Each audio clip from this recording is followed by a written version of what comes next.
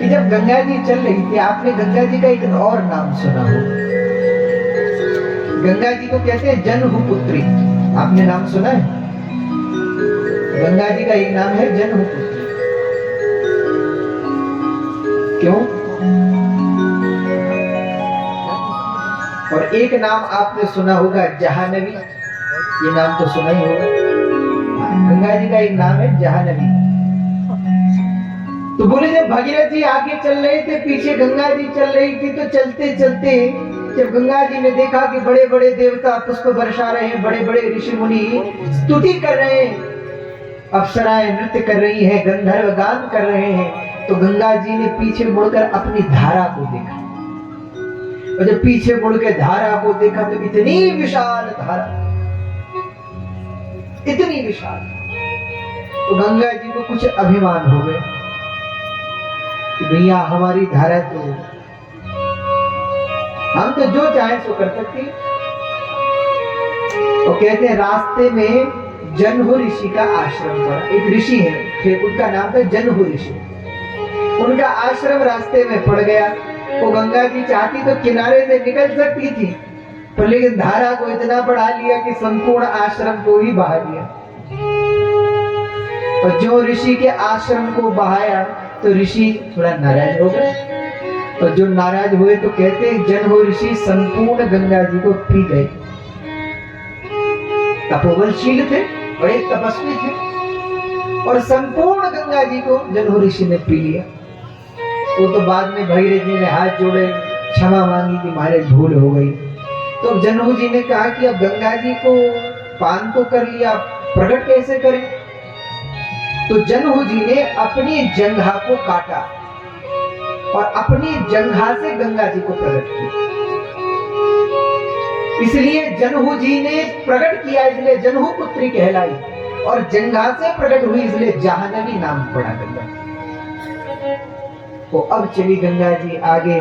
कहते हैं सगर के 60,000 पुत्रों का भगवान मां भगवती गंगा ने उद्धार किया, और तब से लेकर और आज तक सब भक्तों का उद्धार करने वाली, पापियों के पाप को मिटाने वाली है।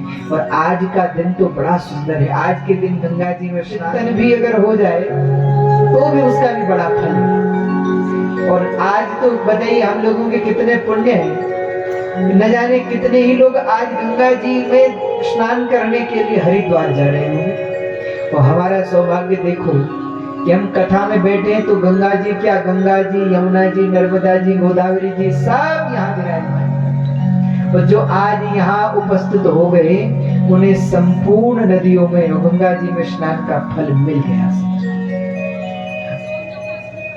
और ये हम अपने मन से नहीं कह रहे, कई पुराणों का उदाहरण, शिव पुराण का तो कल ही हमने दिया आपको। गंगा पुण्य नद्यश्च सप्तपुर्यो गया गता एकं शिव पुराणस्य समताम यन्ति न क्वचित्। वो देवी भागवत का और सुन लो। देवी भागवत में कहते हैं तथा न गंगा न गया न काशी न नैमिषं नो मथुरा न पुष्करम पुनाति सद्यो बदरी वनम नो यथा हि देवी मख एष विप्रा। बोले जहाँ भगवान की कथा होती है वहाँ गंगा आदि नदियाँ, समस्त तीर्थ, समस्त क्षेत्र सब विराजमान हो जाते हैं। तो भैया अच्छा, आज ही अच्छा दिन नहीं है, कल भी बहुत अच्छा दिन है। कल क्या है? आज तो दशमी है, गंगा दशहरा। कल क्या है? कल है एकादशी। क्या है एकादशी? आप जानते हैं वैष्णवों का महान पर्व।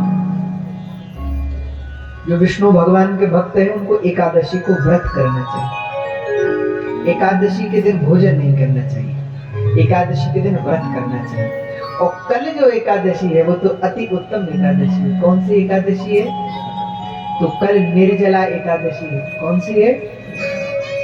आप लोग भी बोलो, जोर से बोलो, कौन सी एकादशी है? निर्जला एकादशी। निर्जला का मतलब कल के दिन जल नहीं पीना चाहिए, निर्जल रहना चाहिए। अच्छा, इस एकादशी का एक और नाम भी है, इसका नाम है भीमा एकादशी। भीमा एकादशी क्यों कहते हैं? बोले एक बार भीम जो है, भीम तो आप जानते हैं पांडवों में युधिष्ठिर जी के छोटे भाई हैं, अर्जुन के बड़े भाई भीम जी।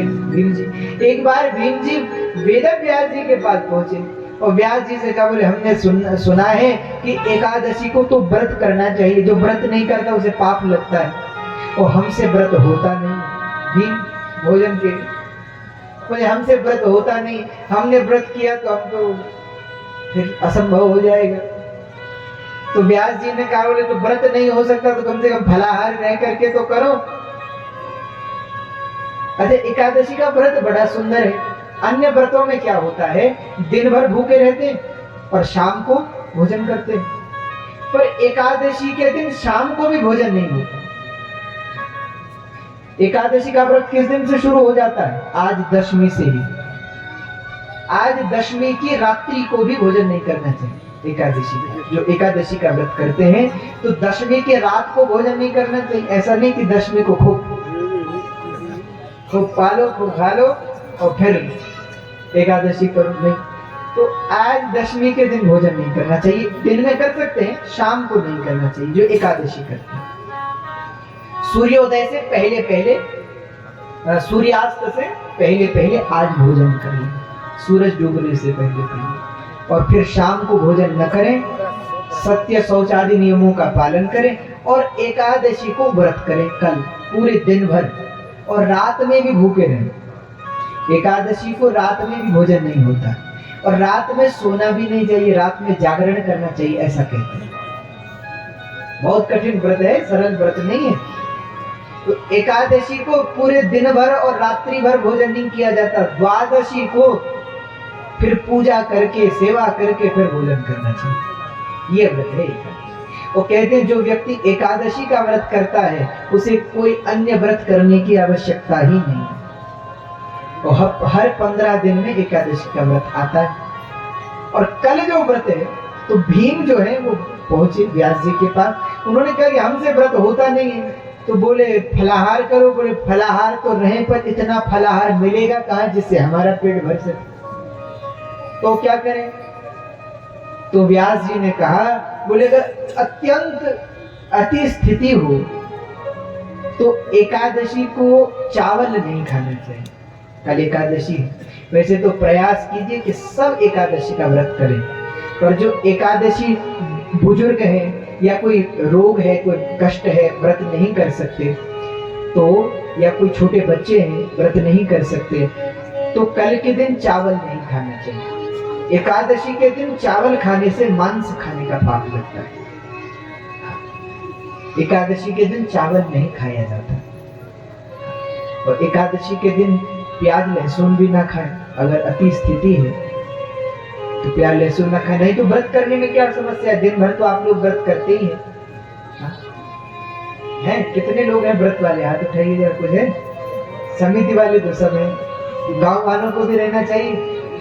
तो आप लोग जो व्रत कर सके तो कल एकादशी का व्रत करें। और फलाहार है, और हमारे पहाड़ों में दूध इत्यादि की भी कोई कमी नहीं है, तो दूध लेकर के, फल लेकर के, और फलाहार में आलू का फलाहार बनाते हैं, तो फलाहार लेकर के व्रत करना चाहिए। अच्छा, एक विधान और है। आजकल लोगों को पता ही नहीं है कि व्रत किसे कहते हैं। आजकल लोगों को लगता है सुबह से शाम तक भूखे रहो, बस हमारा व्रत है। व्रत को संस्कृत में कहते हैं उपवास। उपवास यानी उपकार होता है नजदीक, वास का मतलब होता है रहना। अब बोलो, सुबह से शाम तक भगवान का नाम भी नहीं लिया और कह रहे हमारा व्रत है। उस दिन दिन भर भगवान के पास बैठो। मुझे बहुत ध्यान दीजिएगा माता, हमने कई माताओं को देखा वो सोमवार का व्रत करती हैं और भी व्रत करती हैं, पर लेकिन वो सुबह से शाम तक पूजा भी नहीं करेंगे, बस भूखी है। वो व्रत है। देखो, भूखा रहना प्रधान नहीं है, द्वितीय श्रेणी है। व्रत में भूखा क्यों रहा जाता है कि हम जब भगवान के पास बैठे तो निद्रा ना आए, आलस्य ना आए, प्रमाद ना आए, इसलिए भूखा रह जाता है कि हम भगवान के पास ज्यादा से ज्यादा समय बिता सके। तो उस दिन भगवान के पास बैठना चाहिए। तो भगवान के पास बैठकर भगवान का भजन करना चाहिए, पाठ करने चाहिए, जाप करना चाहिए। कुछ ना हो तो नमः शिवाय जपो, शिव शिव जपो, द्वादशाक्षर मंत्र जपो, पंचाक्षरी जपो, षडाक्षरी जपो, अष्टाक्षरी जपो। पर मंत्र जाप करना चाहिए। तो भीम ने कहा, बोले हमसे महाराज व्रत तो होता नहीं, कुछ ऐसा उपाय बताइए कि व्रत ना करके भी कुछ फल मिल जाए। तो इतना सुनते ही व्यास जी ने कहा, बोले एकादशी के दिन चावल मत खाना, और बोले वर्ष भर में पूरे साल में एक एकादशी आती है, उसको कहते निर्जला एकादशी, जो कल है। उस एकादशी को कर लेना तो तुम्हें सब एकादशियों का फल मिल जाएगा। साल भर में लगभग 24 एकादशी होती है और अधिक मास में 26 होती है। तो बोले जो निर्जला एकादशी कर लेगा उसे संपूर्ण एकादशियों का आधा फल प्राप्त हो जाएगा।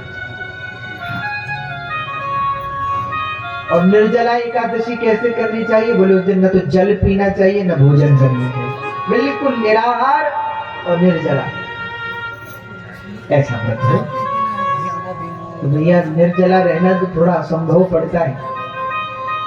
हम भी प्रयास करते जब घर में रहते, कोई कथा में हो तो का है, और कैसे हो निर्जला।